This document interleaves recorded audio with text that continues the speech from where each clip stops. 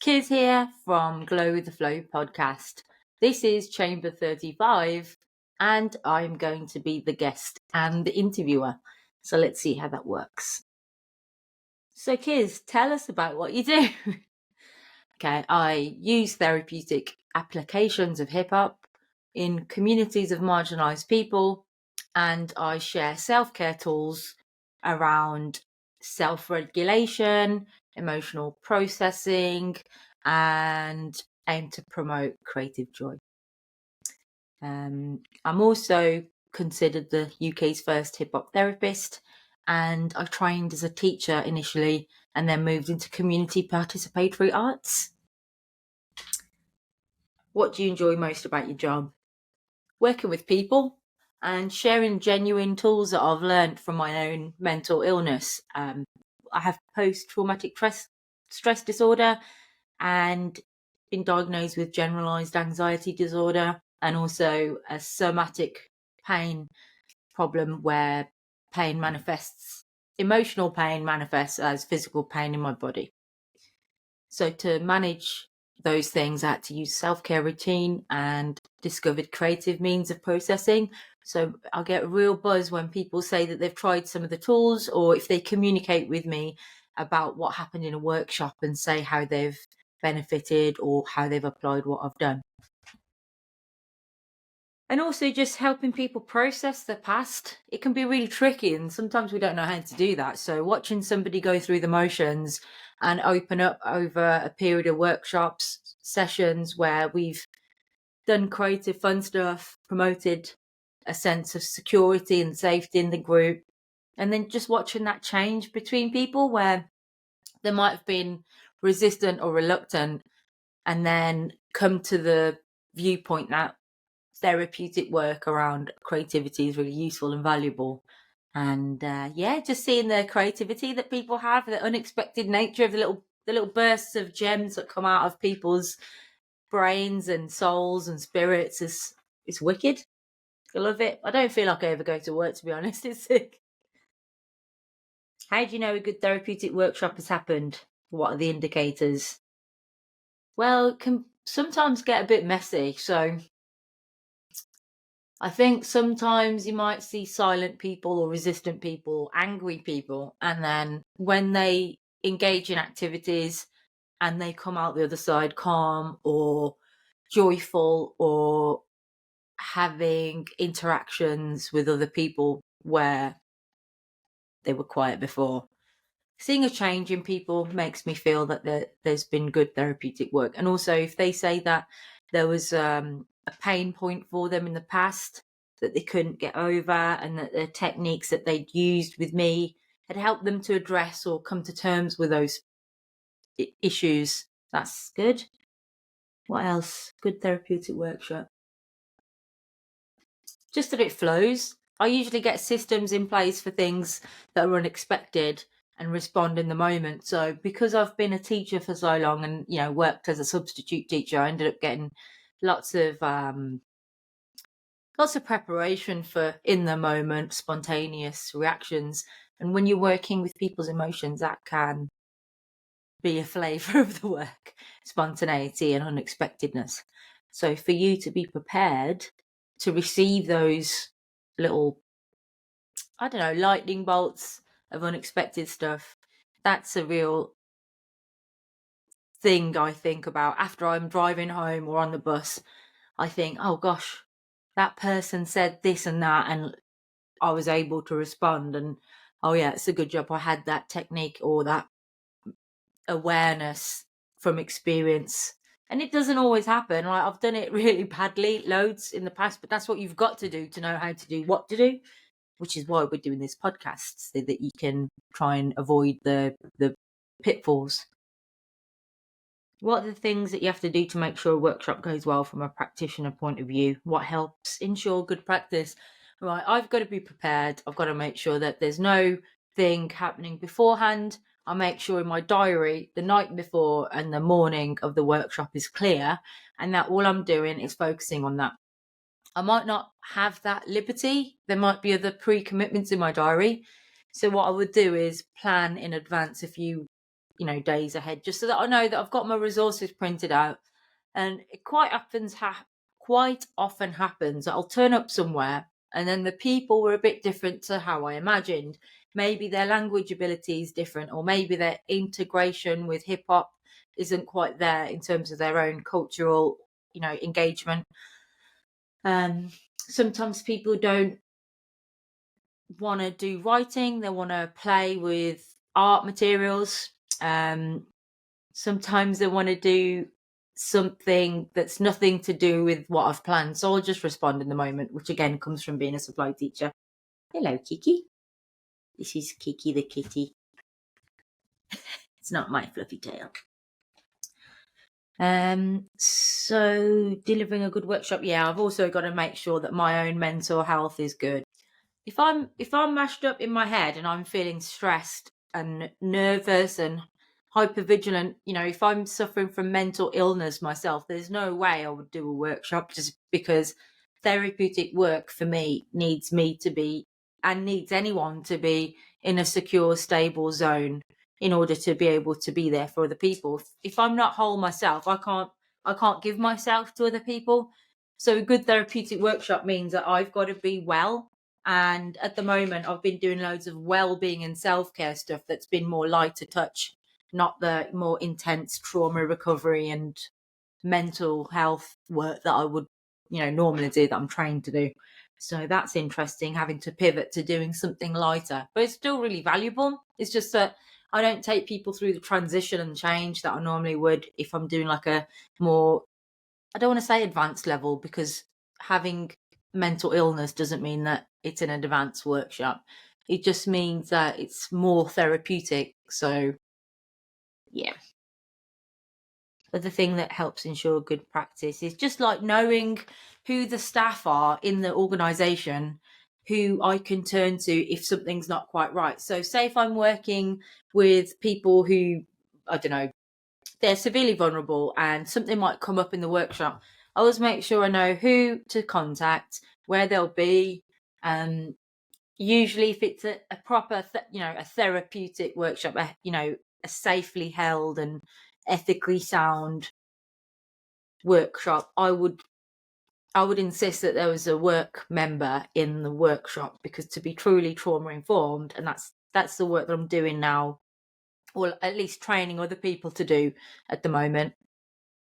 To be truly trauma informed, you need to have two people to be able to respond to whatever's in the room, I think, and you need to be able to take a person out and hold the space for them, because it's so unpredictable. You can't predict what someone is going to do when they're in a manic state of psychosis, state of trauma, state of being triggered. It can be chaos, and it can take your attention away from other people in the group if you're focusing on helping that one person through. So you've got to remember that there's other people in the room, even though if you're doing a deep process with people, your attention should also be free for helping other people, because it can be scary to watch if somebody's not well. Having like backups of things to do.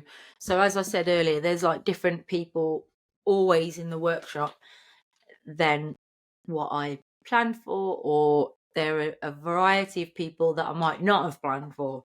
So I always make sure that there's a choice in activities for me to offer. Then people will have more planned than can be done. So there's always something as an alternative, and always make sure that people have a choice. So one of the things I do is make sure that if I'm going to be like working on a song, I'll say, we're going to work on some lyrics today, but if you don't want to write, you could, take the inspiration lyrics that we're using for stimulus and draw a picture out of them. Or you could write a diary from the person's perspective in the song, and then maybe come back to the lyric writing in a later session. You could use that art piece, or you could use that diary as a stimulus for your own song later. So it doesn't have to be in like a fixed order. And similarly, if we were working on beats one day, I would say, look, you don't have to worry about, finding sounds from songs today. You could just read read some lyrics and then find some images that you might want to make sounds or noises out of or whatever. What makes your workshops safe for you to deliver? I need space before and after. Mentioned that before. For my mental health to be calm, I need to make sure that I'm not in like 50 meetings. I won't take calls. Just since I had a really bad PTSD relapse in the year 2020, I've had to just really just not feel guilty about cutting stuff up and cutting stuff out and only do one thing at a time, because it felt like a luxury before. I was always spinning plates. But now I just can't do that because otherwise my head will go and I just get too pressured and stuff. I have supervision, regular supervision, and I pay for that out of any grants or bids or charge for it to the host organisation that wants me to work. So I've got supervision. I'm undergoing art therapy so that I can deal with my own traumas and things while I'm doing the wellbeing work, the lighter touch wellbeing work. Engage in reflective practice so that I can, see what I'm doing. So nowadays, because I'm more used to things, how to deliver workshops. Before, I was probably writing much more regularly. So reflective writing is really good. Helps you to process. Need to do that more. Safe for participants to take part. Yeah, people need to know that they can leave if they feel upset, that it's okay to cry. Need to set up a working alliance for safety to agree what behaviour we want. So if one person gets really stressed out by the sound of like tapping or eating crisps, then we'll just say at the beginning, look, this can like tick my nerves, or I really want people to not share what's happened in these workshops afterwards. Then that can help. So like a working agreement for how to work. And also having choice as well for traumatized people or people who are unwell. It's good to know that you don't have to do an activity and that you're not in school basically and you're not with a teacher, so you can choose what level that you want to engage with. That helps people feel safe. What external factors could help deliver a good therapeutic hip-hop workshop? So I think if your funder understands all the things I just talked about, so to do well-being work, quite often I found that other people in my sort of field have often had things happen to them that have brought them to this work. So I want funders and commissioners and people who pay for us to go in to recognise the strain that it takes, and that we're not just asking for like a massive fee and then, running around greedily doing loads of workshops. We literally might not be able to do too many workshops. Like you can't do loads of workshops in one day. So a fee might seem high for one-off, but that person's not going to work 9 to 5 with a guaranteed salary on the first of the month. So whatever you're paying them, they need to do their self-care work, pay for supervision out of that, unless you're paying them for the supervision so they can turn up. So just pay them for the supervision so they don't have to. And also, people who employ us to go in need to be committed to the work to happen properly and not just treat it like a joke thing, like we're just going to come in, do some workshops. Take your service users or your patients and clients off your hands for a couple of hours each week just to entertain them. It's serious stuff, man. What barriers might stop you from offering a good therapeutic workshop? If the organisation's not taken it seriously and planned for the advertising, getting the people in, it's not my job to get the workshop filled. It's your job. So people need to advertise and state what is coming in the description of the event so that it's clear that you might be doing some writing, a little bit of art, you might be getting your hands messy, you might have loud noises. Just little things like that can help alleviate any sense of surprise when people turn up. A barrier would also be if I went to a workshop and the staff were not putting me in a place where I could do the work properly. And if it was a therapeutic style workshop, if there were other ears that could listen, if the safeguarding wasn't taken seriously, and if the staff weren't making changes and adapting to make the work happen in or on site, in the organisation on site, that can be a real barrier. Looking back to when you began this work, can you tell us one or two things that would have helped you measure the impact of your work better, more easily? Okay, so earlier in this podcast, in a previous chamber, a rapper called Ophelia from Cork said, get the evaluation done as a creative part of the process. So rather than doing a form or a survey at the end, get people to rap about their favourite bits, or draw a piece of art, or get a piece of thread and make 3 shapes that represent symbols or moments or events that occurred in the sessions that they liked, and then talk about them after and find some way of capturing that with their permission and safely. That's one of my favourite things. And also, I had really good creative tips on this in terms of the field that I worked in before, participatory arts and teaching. We had to constantly report back on progress. So one thing was having a thermometer, like a mood thermometer. So imagine you've got a piece of paper and you've got a stem and a bulb. So it looks like a thermometer, and you can just write the numbers 1 to 10. 10 can be best day ever. 0 is like your worst day ever. And you ask people when they come in, mark off with their name on a post-it or just with some felts where they would be on that scale of having a great or a bad day, and then repeat it at the end. You can do it in various ways. You can do it so everybody sees the same sheet and does it on the same sheet, or you can do it individually. You can do it so people have a different sheet in the morning and a different sheet individually at the end. So they might not be able to see where they were and where they moved to. And that can help to avoid having people just put a low score at the bottom and a high score at the top, because they think they want to help you and they want you to do well in the future with funding. What guidance do you wish you had before starting to help improve your evaluation skills? First of all, don't be scared of evaluation. Second of all, surveys are okay. You know, people do expect to do them. Just keep them simple. Just to record people's views at the end on a voice note, and just go around on like your celebration day or the session before the celebration day at the end, where you're going through your performances or whatever, or presentations and exhibitions, like the preparation day for that, going around and just saying to people, can you just step outside and we'll go into another room where it's quieter.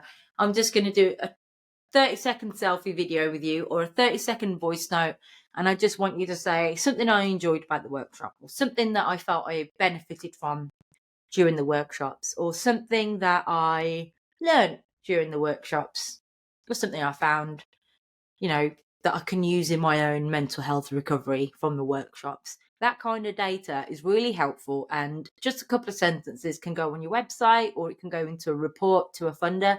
And these things often have like a limited word space, so a few different quotes from people is really good. What would a job description look like for a therapeutic hip hop practitioner? Number 1, empathy. Number 2, flexible. Number 3, like people.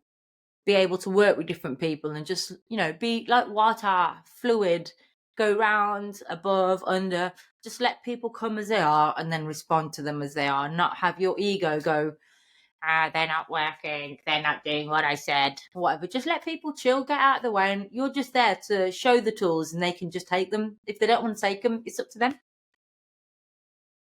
So that was, have empathy, be friendly and like people, be there for people. Be creative yourself, having the tools and using them yourself through hip hop or whatever it is you're practicing. If you're doing it yourself, when you go to them, you can say, look, this is wicked. When I was ill, I did this. Or, if I'm 5 minutes in the bus, thank you. I've got this technique I've been using, and I've just been jotting stuff down on my phone notes. It's just, really cool poem structure. So because I've literally done things myself and had massive healing from them, I've said to people overtly when I'm delivering that activity, this could help when. A real life use of this is blah, blah, blah. And then the fifth one would be, just keep it real to yourself, man. You do what you love, and other people will see that passion, and literally it'll be like a breath of fresh air. It'll be oxygen in their lungs to see you jamming. If it's like making cupcakes, or if it's, I don't know, doing installations with nature, art installations out of natural materials. If you're into it and vibing, it doesn't matter what it is. For me, it's just hip hop and jungle and reggae. I bloody love it. So I'm like, I love watching documentaries about it, music history, listening to it, dancing to it, now making it and DJing it. I just can't get enough. It makes me spark. And whoever it is, even if they're like totally from another cultural angle, they always just say how enthusiastic and like you can tell how passionate I am. So don't be scared of doing what you love in that space. You've got to be somebody who's brave and bold to take your passion and give it to other people, present it to other people, and just lay it out there, man. So this is Chamber 35 of Glow with the Flow podcast with Kiz Manley, interviewing myself for research through York University. So we'll see how the data all comes up. I'm going to be coding and thematically analysing all the interview transcripts from the previous season, this current season even, and we will be looking at how therapeutic hip-hop works in terms of evaluation and measuring impact, so that other people can use those tools, get measuring and sharing the impact so that everybody can benefit and learn from it. If you're doing good work, it's good to spread it. People can benefit from it. There's loads of people suffering. We've got a mental health pandemic, suicide pandemic. We need to do stuff and keep it real, man. So let's help each other, spread the love and make work better. Big ups.